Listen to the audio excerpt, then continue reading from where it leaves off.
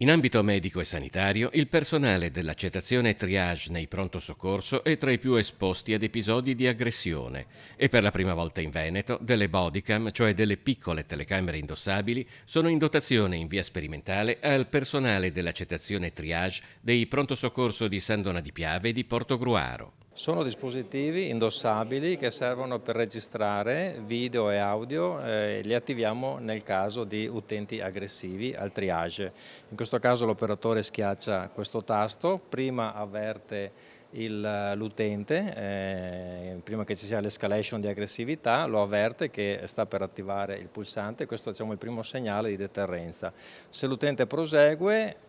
questo entra in registrazione, le immagini vengono salvate in remoto, quindi non sono disponibili all'operatore e neanche all'utente, ma all'autorità giudiziaria nel caso in cui ci sia una segnalazione e in questo caso il magistrato o le forze dell'ordine ne chiedono l'acquisizione per verificare quello che è successo. L'ULS 4 Veneto Orientale è la capofila di un progetto che, conclusa la fase sperimentale, potrà essere esteso al resto della regione. Nel 2023 in questa azienda sanitaria si sono registrate 133 aggressioni al personale, diminuite a 108 nel 2024, di cui 19 di tipo fisico nel 2023, ridotte ad 8 nel 2024. Il pronto soccorso è la porta d'ingresso della maggior parte dei pazienti che accedono in ospedale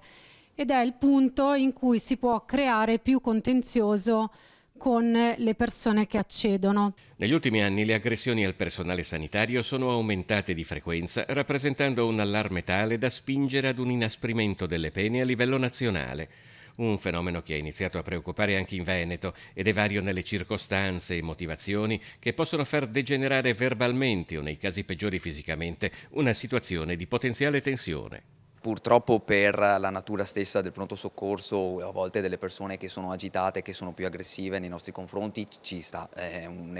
epifenomeno che noi capita e che sappiamo anche gestire e che dobbiamo gestire. In alcuni casi le aggressioni sono un po' più di natura gratuita, legate forse anche un po' al nervosismo, all'attesa, però insomma devono anche a volte capire le persone che qui stiamo per lavorare,